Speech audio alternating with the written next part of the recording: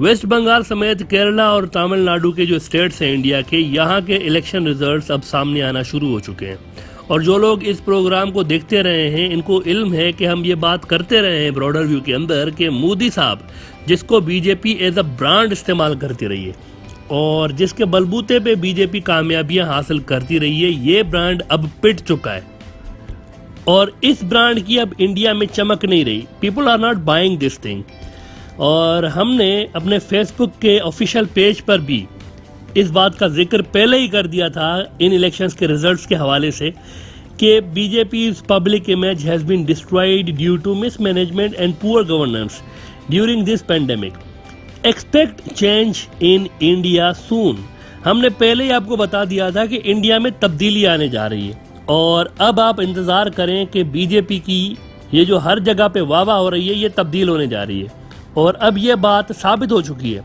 BJP Kerala से भी white wash हो गई, बीजेपी तमिलनाडु से भी व्हाइट वॉश हो गई और वेस्ट बंगाल से भी बीजेपी व्हाइट वॉश हो चुकी है। हमने ये प्रेडिक्शन तब की थी जब पूरा इंडियन मीडिया आपको बीजेपी की लैंड स्लाइडिंग विक्ट्री की खबरें लगाता फिरता हुआ नजर आ रहा था। और ये न्यूज़ हमने ऐसे ही नहीं लगाई थी अपने फेसबुक के पेज पे, बल्कि हमने कुछ सूत्रों के अनुसार, यानी कुछ सोर्सेज हमारे थे, उनके अनुसार हमने ये न्यूज़ लगाई थी कि BJP could lose these elections easily. और जो बताया जा रहा है इंडियन मीडिया में, हालात इस तरह के नहीं है। मजीद इनसाइड स्टोरीज के लिए हम आपको ये सजेस्ट करेंगे कि हमारे इस फेसबुक के पेज को ज़रूर लाइक करिएगा और इनसे बने रहिए। इसका लिंक इस वीडियो की डिस्क्रिप्शन में मौजूद है अगर आप इसको लाइक करना चाहें। बहरहाल जी, इन इलेक्शंस में बांग्लादेश के लिए बड़ी पॉजिटिव न्यूज़ है। वेस्ट बंगाल के हवाले से बड़ी पॉजिटिव न्यूज़ है। अगर यहाँ बीजेपी आ जाती तो बांग्लादेश के लिए मजीद मुश्किलातें बढ़ सकती थी, क्योंकि वेस्ट बंगाल का इतना बड़ा बॉर्डर लगता है बांग्लादेश के साथ और ये इंडिया की वो स्टेट है जिसकी इलेक्शंस का रिजल्ट डायरेक्टली बांग्लादेश पे पड़ रहा होता है।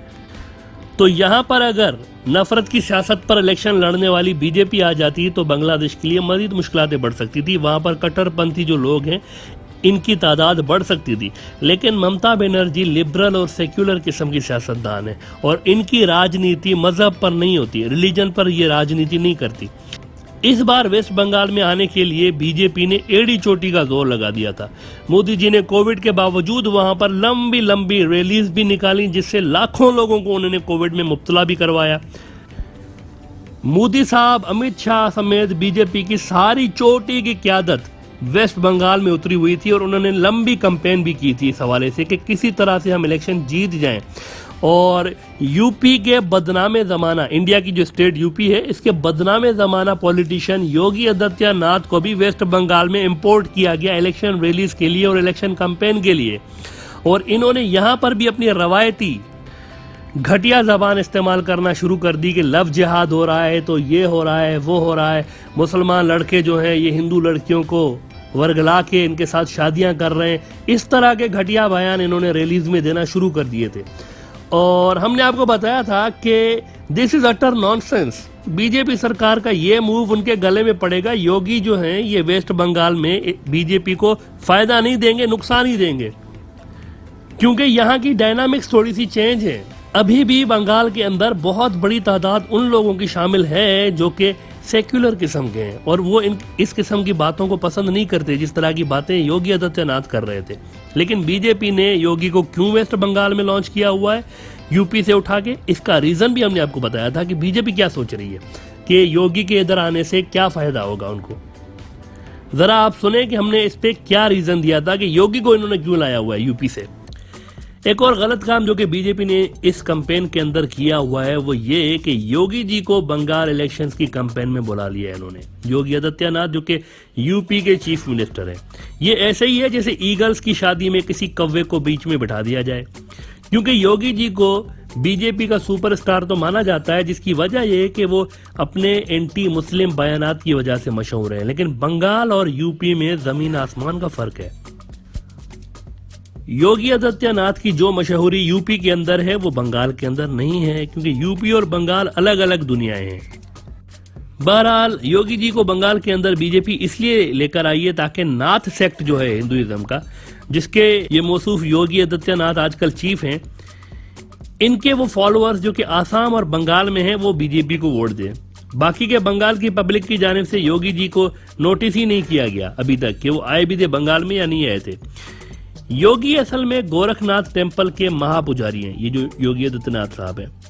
और ये जो गोरखनाथ टेम्पल है ये यूपी में है।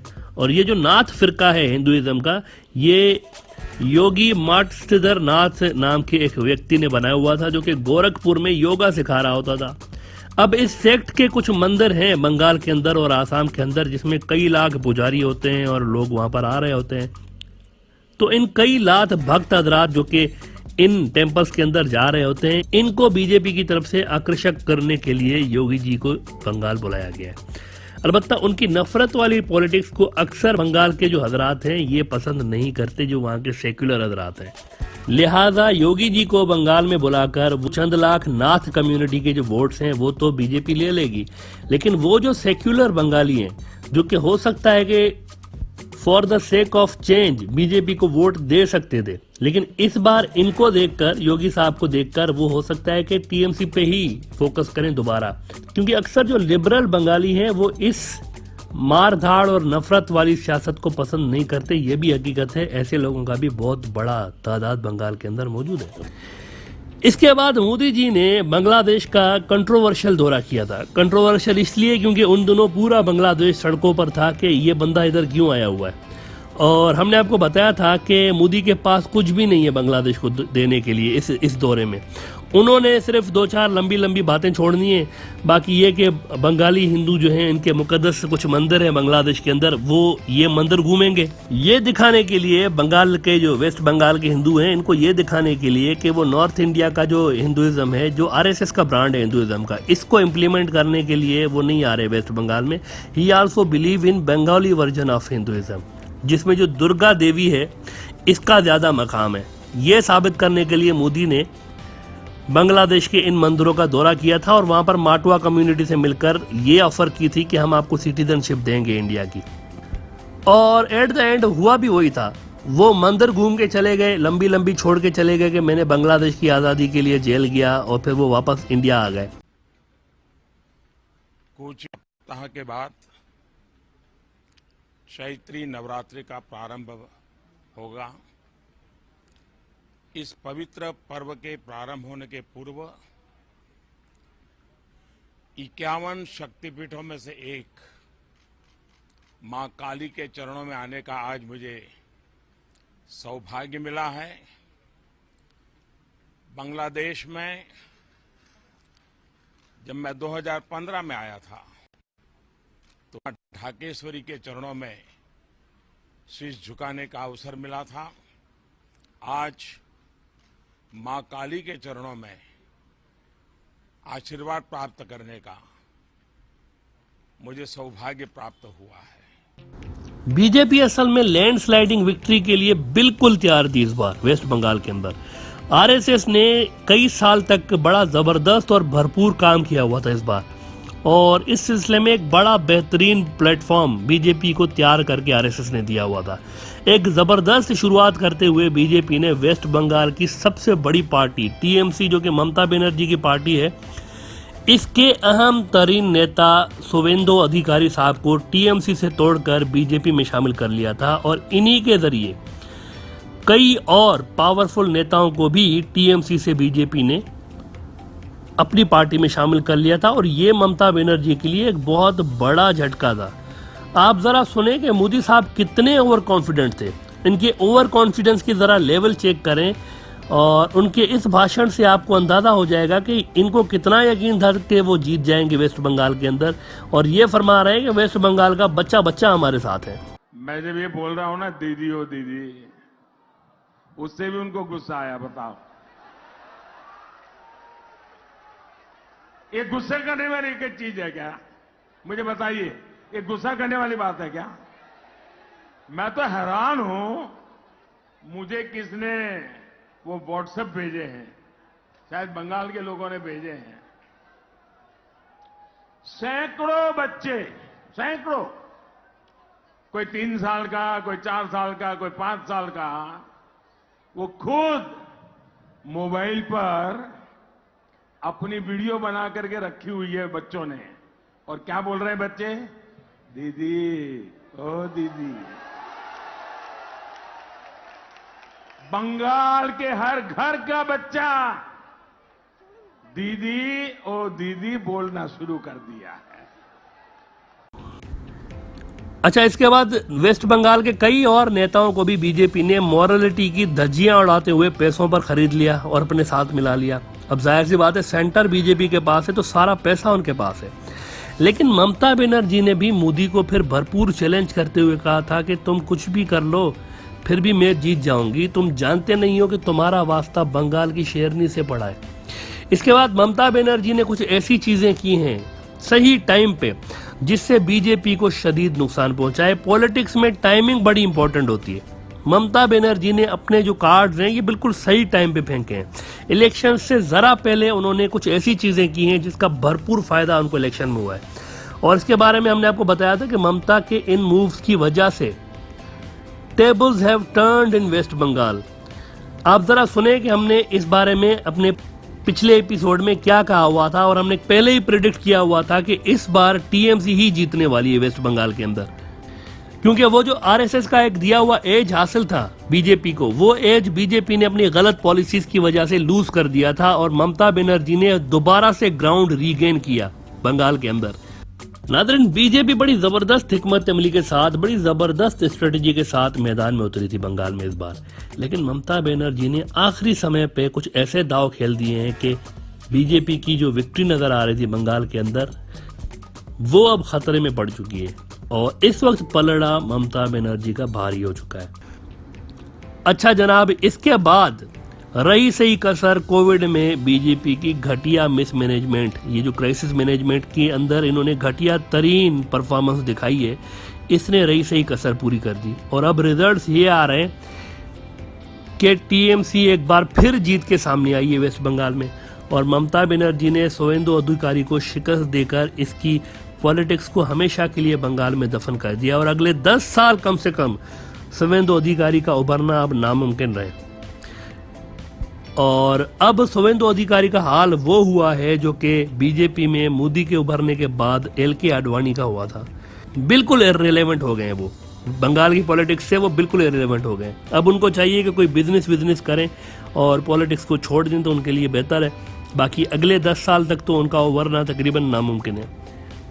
अच्छा, आप अपनी स्क्रीन पर देख सकते हैं कि हमने पहले ही शुवेंदु अधिकारी की डिफीट की प्रेडिक्शन कर रखी थी, क्योंकि हमारे सूत्रों के अनुसार, हमारे सोर्सेज के अनुसार ग्राउंड लेवल पर सूरत हाल वो नहीं थी जो कि इंडियन मीडिया में बताई जा रही थी, और हमने अंदर की खबर आपको बता दी थी कि शुवेंदु अधिकारी ममता बनर्जी से हारने जा रहे हैं वेस्ट बंगाल के अंदर, और नंदीग्राम की जो सीट है ये ममता बनर्जी जीतने जा रही है। और इस हवाले से हमारी ये प्रेडिक्शन भी बिल्कुल सही साबित हुई थी। मजीद अंदर की खबरें जानने के लिए द ब्लैंक पेज ऑफिशियल को सब्सक्राइब जरूर करिएगा, और हमारे साथ जुड़े रहें फेसबुक पेज पर भी और हमारे यूट्यूब के प्लेटफॉर्म पे भी। अच्छा, आप ये देख सकते हैं कि इंडिया के बहुत सारे टॉप के न्यूज आउटलेट्स ने ये खबर लगाई हुई है कि ममता बनर्जी साहिबा जो है इन्होंने शुवेंदु अधिकारी को डिफीट कर दिया है, यानी वो जीत चुकी हैं नंदीग्राम की सीट। लेकिन हम आपको ये बता दें कि सिर्फ 1200 वोटों की बढ़तरी है ममता बनर्जी साहिबा को, और ये भी इतलात आ रही हैं कि इस वक्त बीजेपी शदीद कोशिशों में मसरूफ है कि किसी तरह से ममता बनर्जी को खुद को हराया जा सके।